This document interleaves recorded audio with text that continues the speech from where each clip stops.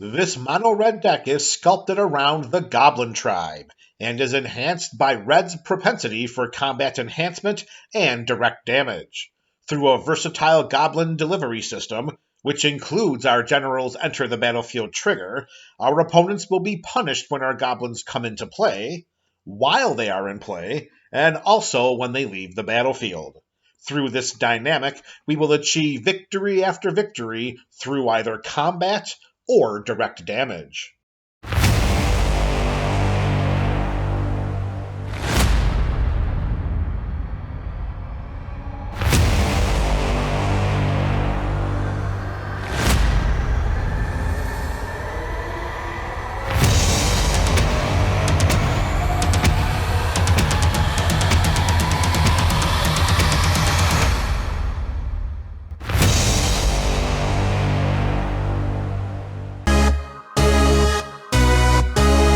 Muxus Goblin Grandee debuted in the original Jumpstart product and is a 4/4 Goblin Noble for 4 and 2 red mana. When Muxus enters the battlefield, we reveal the top 6 cards of our library. We put all Goblin creature cards with mana values of 5 or less from among them onto the battlefield. We put the rest of these cards on the bottom of our library in a random order. Whenever Muxus attacks, it gets +1/+1 until end of turn for each other Goblin we control. Muxus has the potential of flooding our side of the battlefield with Goblin creatures, and also poses a serious threat to one-shot an opponent based upon this tribe's tendency to grow in numbers. To assist with our combat and direct damage-laden themes, there are various spells included in the 99 that exponentially increase the amount of damage we deal, which shortens the game and puts our opponents on a clock. And this clock ticks louder and louder with each Goblin that enters our side of the battlefield. From a lore perspective, Muxus actually is comprised of Goblin quintuplets. Each day, a 6-sided die is rolled for the purposes of deciding who wears the crown and acts as the noble for that day. As illustrated in the artwork, the winner is carried in a litter, which sits atop the shoulders of the 4 losing quintuplets. If a 6 is rolled, then the quintuplets take the day off and no one wears the crown. You got to love those goblins. Crafting a land base for a monocolored build allows us to not preoccupy ourselves with mana fixing, while opening the door to a wider range of utility options. For the purposes of this build and this theme, we want our lands to produce red mana, as well as provide any peripheral forms of resource development and combat enhancement. With these guidelines in mind, let's begin with our resource development. Path of Ancestry comes into play tapped. We can tap it and add 1 mana of any color in our commander's color identity, which is red, of course. If we spend this mana to cast a creature spell that shares a creature type with our commander, we scry 1. With so many Goblin creature spells in this deck, scrying 1 here and there helps to manipulate the top of our library, which allows us to maintain tempo. We can pay 3 generic mana, tap War Room, and pay life equal to the number of colors in our commander's color identity, which is 1 life, of course, in order to draw a card. Nykthos Shrine to Nyx taps to add a colorless mana, or we can pay 2 mana, tap it, and choose a color. We add an amount of mana of that color equal to our devotion to that color, which will be red, of course. To factor our devotion to red, we count the number of red mana symbols and the casting costs of permanents we control. For combat enhancement, we have Castle Embereth and Rogue's Passage. Castle Embereth enters the battlefield tapped unless we control a mountain, which should not be a problem here. We can tap this land to add a red mana, or we can pay 1 and 2 red mana and tap it to give creatures we control +1/+0 until end of turn. Let's not overlook this temporary power boost. We plan to create a wide army of goblins, and increasing the damage that they deal results in much shorter games for our opponents. We can pay 4 mana and tap Rogue's Passage to make target creature unblockable until end of turn. Muxus is the perfect candidate to receive this form of evasion, allowing our general to potentially one-shot an opponent with lethal commander damage. This brings us to the bulk of our land base. Since we're playing mono-red, all signs point to Mountain being the most featured land in our build. But should it? Muxus has a healthy mana value of 6 and should be a popular target for removal due to the potential of one-shotting opponents. We could add mana ramping in the form of Mana Flare, but we do not want to double our opponent's mana, just ours. Perhaps we need a little chicanery, a little trickery, a little goblining secondary to the development of this land base. With that in mind, let's replace the 28 mountains in this build with 28 snow-covered mountains, and then we can reap the benefits of Mana Flare-like effects while our opponents are left wondering what could have been. And this is how we're going to do it. When Extraplanar Lens comes into play, we exile target land we control. Whenever a land with the same name as the exile card is tapped for mana, its controller adds 1 mana of any type that land produced. In any mono-colored deck, Extraplanar Lens can provide a massive boost in mana resources if utilized in this strategic way. It is far less likely that any of our opponents with red in their EDH decks are playing with snow-covered mountains instead of mountains. This way, we restrict the double mana producing lands to snow-covered mountains, of which we have a plethora, and our opponents most likely will have none. Oh, those tricky goblins. For more mana ramp, we have the usual mana rock suspects in Mana Crypt, Jeweled Lotus, Soul Ring, and Arcane Signet. Note that Mana Crypt has an upkeep trigger that deals 3 damage to us if we lose a coin flip, and that the mana produced by Jeweled Lotus can be spent only to cast our commander. With the combination of these artifacts, the potential exists to cast Muxus on our first turn of the game. For one-and-done mana acceleration effects, we have Brightstone Ritual and Jeska's Will. At instant speed, Brightstone Ritual adds a red mana to our mana pool for each goblin on the battlefield. Note that this spell provides us red mana if any of our opponents control goblins as well. Jeska's Will allows us to choose one of the following 2 options, but if we control a commander as we cast this spell, then we may choose both. We add a red mana for each card in target opponent's hand, and or we exile the top 3 cards of our library, and we may play them this turn. We could get the best of both worlds from this spell, accelerating our mana and gaining card advantage. Speaking of card advantage, since we are crafting a wide army of goblins, we have the flexibility to utilize some of them as sacrificial fodder for Skull Clamp. It gives equipped creature +1/-1, and whenever equipped creature dies, we draw 2 cards. Although we have various yet-to-be-revealed sacrifice effects, a lot of our goblins have a toughness of 1, so they would die immediately when Skull Clamp becomes equipped to them, unless we have any peripheral toughness-boosting effects. Paying 1 mana and losing a goblin in order to draw 2 cards is a great return on our investment. As Herald Horn enters the battlefield, we choose a creature type, which will be goblins, of course. Creature spells we cast of the chosen type cost 1 generic mana less to cast.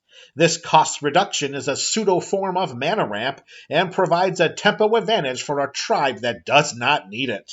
Also, at the beginning of our upkeep, we look at the top card of our library. If it's a creature card of the chosen type, then we may reveal it and put it into our hand.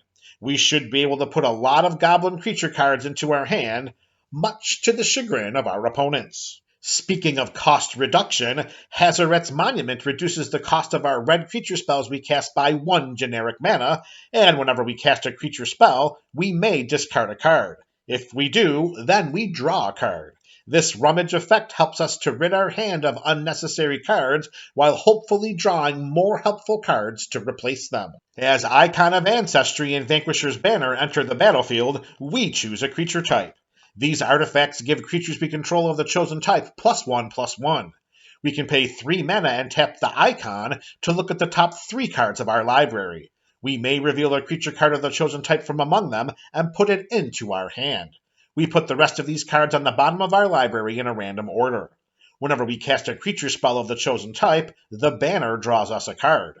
These tribal-specific anthem effects, stapled onto card advantage granting artifacts, strengthen our goblin-themed build even further. As Outpost Siege enters the battlefield, we choose either Khans or Dragons. If we choose cons, then at the beginning of our upkeep, we exile the top card of our library. Until end of turn, we may play that card. If we choose dragons, then whenever a creature we control leaves the battlefield, Outpost Siege deals 1 damage to any target. The composition of this build makes either of these two modes very relevant here. We gain card advantage, or an additional source of damage for a tribe that cannot help itself heading to the graveyard from the battlefield. Although it is truly card disadvantage, as it costs us 2 cards to get 1, we would be remiss if we did not include a copy of Gamble in this deck. We search our library for a card and put it into our hand, and then we discard a card at random. For the purposes of stacking the odds in our favor, so we do not discard the 1 card for which we gambled, our best bet here is to have multiple cards in our hand that we feel okay discarding. This is a mono-red build. That's the best we can do in this color for a tutor effect. As some of our removal effects are stapled onto the bodies of our goblins, our suite of removal spells is a little light. This is done purposefully in order to enhance our tribe more through peripheral sources of support.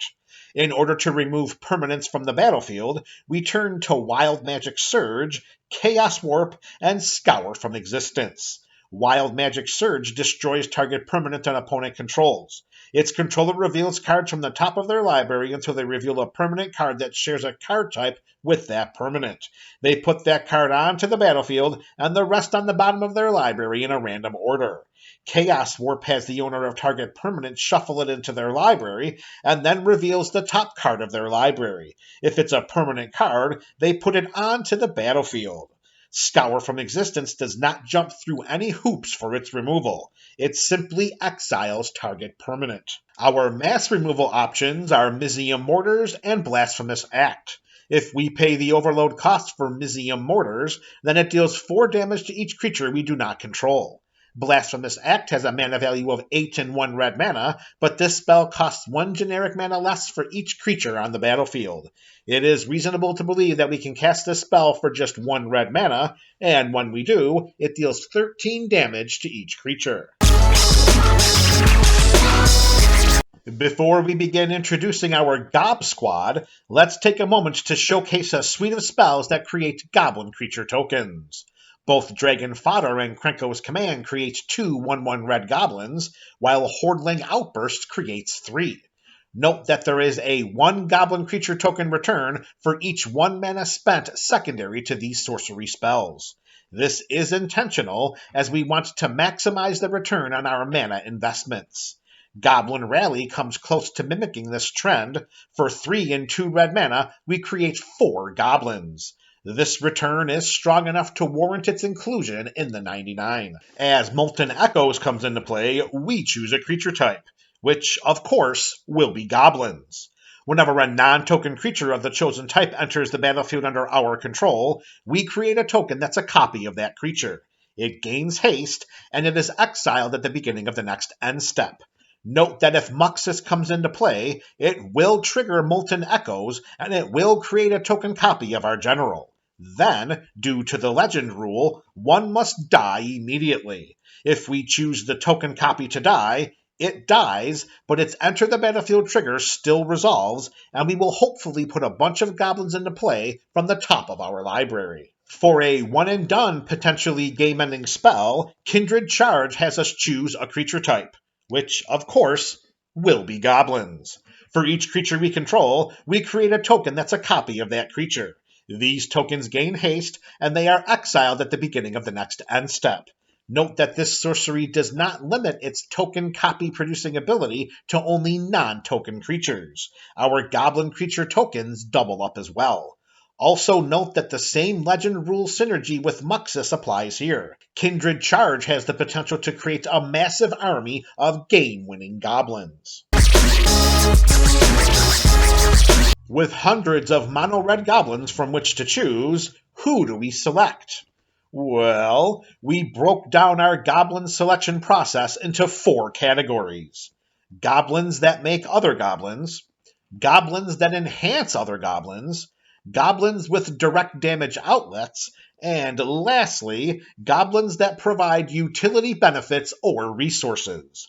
These 4 categories highlight what goblins do best. With these guidelines in mind, it's time to introduce the Gob Squad.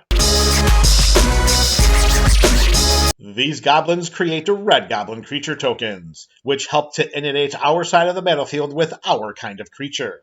When Instigator and Beetleback Chief enter the battlefield, we respectively create a 1/1 goblin and 2 1/1 goblins. Mog War Marshal can create a total of 2, as when it comes into play or dies, we create a 1/1 goblin. It also has an echo cost of 1 and 1 red mana, which means that at the beginning of our upkeep, if the War Marshal came under our control since the beginning of our last upkeep, then we sacrifice it unless we pay its echo cost. When Siege Gang Commander enters the battlefield, we create 3 1/1 goblins.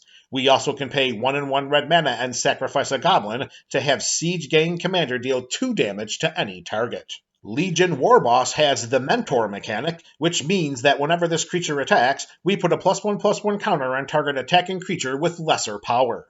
At the beginning of combat on our turn, we create a 1/1 goblin. It gains haste until end of turn and attacks each combat if able. Kiki Jiki Mirror Breaker has haste, and we can tap it to create a token that's a copy of target non-legendary creature we control. The token has haste, and it is sacrificed at the beginning of the next end step. Whenever Krenko Tin Street Kingpin attacks, we put a +1/+1 counter on it, and then we create a number of 1/1 goblins equal to Krenko's power. We can tap Krenko Mob Boss to create a number of 1/1 goblin creature tokens equal to the number of goblins we already control. Here, we are showcasing a slew of goblins that provide power and toughness boosts in addition to keyword ability enablement. Chieftain gives other goblins we control +1/+1 in haste. King gives other goblins +1/+1 in Mountain Walk, which means that if defending player controls any mountains, these goblins are unblockable. We can sacrifice Torch Courier to give target creature haste until end of turn. War Chief gives goblins we control haste and reduces the cost of goblin spells we cast by 1 generic mana. War Driver has the Battle Cry mechanic, which means that whenever it attacks, each other attacking creature gets +1/+0 until end of turn. We can pay 1 and 1 red mana and have Battle Cry give goblins we control +1/+0 in haste until end of turn. Pile Driver has protection from blue, and whenever it attacks, it gets +2/+0 until end of turn for each other attacking goblin. These goblins have outlets to deal direct damage, which help to manage the battlefield and bring our opponent's life totals down to 0 much more quickly. We can sacrifice Mog Fanatic to deal 1 point of damage to any target. When Chain Whirler comes into play, it deals 1 point of damage to each opponent and each creature and planeswalker they control. Whenever Relic Robber deals combat damage to a player, that player creates a 0/1 colorless Goblin Construct artifact creature token with this creature cannot block. And at the beginning of your upkeep, this creature deals 1 point of damage to you. Getting rid of these tokens could be a challenge for our opponents, especially since they cannot block. Grenzo's Ruffians has melee, which means that whenever it attacks, it gets +1/+1 until end of turn for each opponent we attacked this combat. Whenever Grenzo's Ruffians deals combat damage to a player, it deals that much damage to each other opponent. Hobgoblin Bandit Lord gives other goblins we control +1/+1, and we can pay a red mana and tap it to have it deal damage equal to the number of goblins that enter the battlefield under our control this turn to any target. Brash Taunter is indestructible, and whenever it is dealt damage, it deals that much damage to target opponent. We can pay 2 1/1 red mana and tap the Taunter to have it fight another target creature. Note that the targeted creature does not have to be one of our opponents. Whenever Pashulik Mons or another goblin we control dies, Pashulik deals 1 damage to any target. We also can pay 3 and 1 red mana and sacrifice a goblin to create 2 1/1 red goblin creature tokens. Completing our Malignity of Goblins, these selections provide various forms of battlefield management, resources, and card advantage. The Churgeon lets us sacrifice a goblin to regenerate target creature. Trash Master gives other goblins we control +1/+1, and we can sacrifice a goblin to destroy target artifact. Warren Instigator has Double Strike, and whenever it deals combat damage to a player, we may put a goblin creature card from our hand onto the battlefield. Note that if Warren Instigator deals Double Strike damage to an opponent, we may put a goblin creature card from our hand into play after first strike damage, and then again after regular combat damage. Skirk Prospector allows us to sacrifice a goblin in order to add 1 red mana to our mana pool. Whenever a creature we control deals combat damage to a player, Grenzo Havoc Raiser allows us to choose one of the following 2 options. Either we goad target creature that player controls, or we exile the top card of that player's library. Until end of turn, we may cast that card, and we may spend mana as though it were mana of any color to cast that spell. When we goad a creature, until our next turn, that creature attacks each combat, if able, and attacks a player other than us, if able. Note that Grenzo's ability triggers whenever a creature we control deals combat damage to a player, and not 1 or more creatures.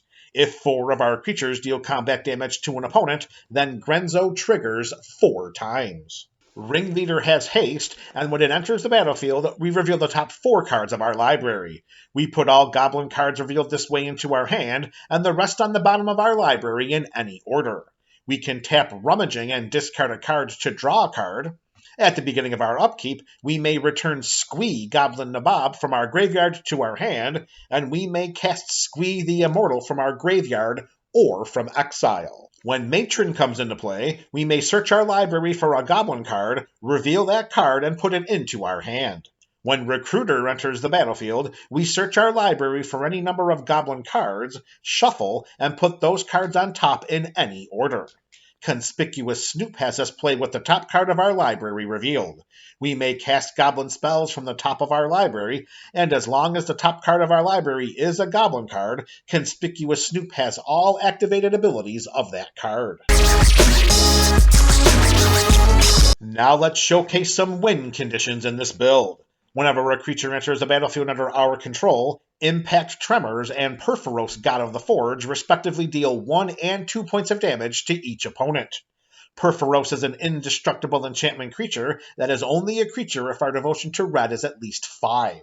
With the vast number of goblins we can put onto our side of the battlefield, these cards can end games very quickly. For more game-winning direct damage options, we have Goblin Bombardment. We sacrifice a creature to this enchantment, and it deals 1 point of damage to any target. The bigger our army of goblins, the bigger impact Shared Animosity has during combat.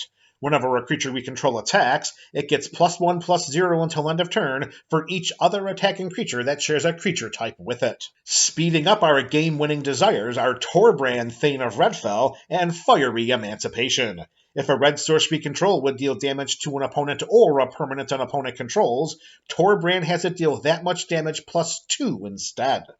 Fiery Emancipation simply triples the damage dealt by sources we control. For an outside-the-box win condition that should be featured in any creature or creature token-centric build is Strixhaven Stadium. We can tap this artifact to add a colorless mana and to put a point counter on it. Whenever a creature deals combat damage to us, we remove a point counter from Strixhaven Stadium. Whenever a creature we control deals combat damage to an opponent, we put a point counter onto this artifact. Then, if it has 10 or more point counters on it, we remove them all and that player loses the game. Note that Strixhaven Stadium triggers once per creature. This is not a 1 or more creatures triggered ability. There is a goblin-centric infinite combo that we can pull off in this build. We cast Goblin Recruiter for the purposes of getting it into play and triggering its Enter the Battlefield ability. We search our library for Conspicuous Snoop, Torch Courier, Kiki Jiki Mirror Breaker, and Mog Fanatic, and we put them on top of our library in that order. We draw a card, which is Conspicuous Snoop. We cast it, we play with the top card of our library revealed, and we may cast goblin creature spells from the top of our library through Snoop Gobbygob's abilities. So we cast Torch Courier. We then sacrifice Torch Courier and target the Snoop to give it haste. Kiki Jiki is now on top of our library, which means Snoopy has Kiki Jiki's activated ability. So we tap the Snoop and we create a copy of itself. Then we repeat this process hundreds of thousands of times and we create that many copies of the conspicuous one. Once we decide to stop, we then tap the most recently created copy of Snoop to create a token copy of Goblin Recruiter. As the Recruiter comes into play, we search our library for Mog Fanatic and put that card on top of our library. Now, we can sacrifice any number of our Snoop tokens to deal enough lethal direct damage to our opponents and win the game. This combo becomes much easier if Goblin Chieftain or Goblin War Chief are on our side of the battlefield. These haste enablers allow us to forego using Torch Courier as a part of the combo. The same can be said if Goblin Bombardment is in play and under our control. This enchantment's presence allows us to forego using Mog Fanatic as a part of this combo. In these scenarios, when Goblin Recruiter enters the battlefield, we only need Conspicuous Snoop and Kiki Jiki to be put on top of our library in that order, and the game should be over soon after. Hopefully, the relationships with the members of our playgroup won't be over as a result. This Muxus Goblin Grandee build has been added to the Burgeoning Commander Catalog, and this video also becomes the starting point of a Muxus Goblin Grandee EDH deck video primer series.